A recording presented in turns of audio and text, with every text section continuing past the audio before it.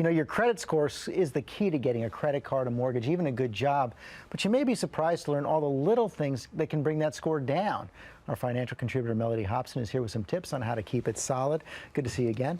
Good to see you. So we should say at the start, your firm actually owns a small piece of one of these rating companies, so you know all about it. But most people have no real idea what goes into a credit score. It's a complicated formula, but it's based on 5 basic things, and it's really easy. So first, do you pay your bills on time? Being late makes a huge difference, is very bad. How much credit or debt do you actually have? What are the balances that you owe? What has your credit history length been? So if you have a 30-year mortgage and you've paid it on time for 30 years, that's super.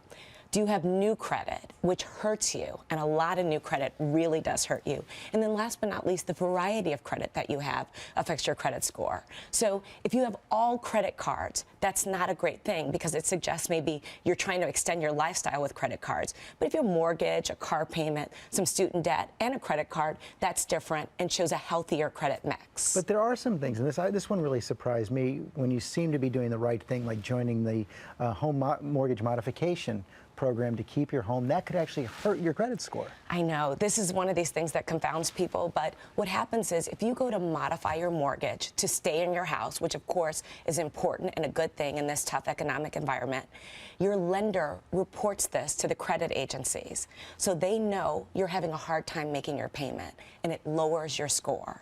But that lower score is temporary. A foreclosure, which would happen if you don't get that money, 7 years. So if you have to choose, you go with lowering the score temporarily with the modification than a foreclosure, which is much, much worse. And closing a credit card could actually hurt your score? Yes, and this is something that drives me nuts, and I'm very happy to say Congress is starting to look into this.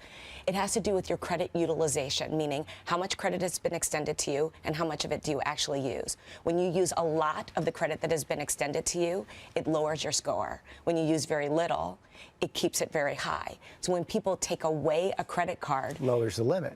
Right. The utilization all of a sudden goes up. But I'm happy to say, as I said before, that Congress is looking into this, and I hope it changes. And you would say, if you were faced with that choice, take the lower score, get rid of the credit card. No question, cancel the card, because people become very tempted by unused credit, and they end up racking up lots of interest, spending lots of money. It becomes worse for them longer term. Overdue library books? Yes. Cash-strapped cities are desperate for money. So they're turning over things like unpaid fines like library books or traffic tickets to collections agencies. And those collection agencies, when they get hired, they report this to the credit bureaus. And ultimately, that lowers your credit score. So an unpaid fine for a library book can mean your interest rate on your credit card goes up. Here's one I don't get. The way you pay your taxes could impact your score?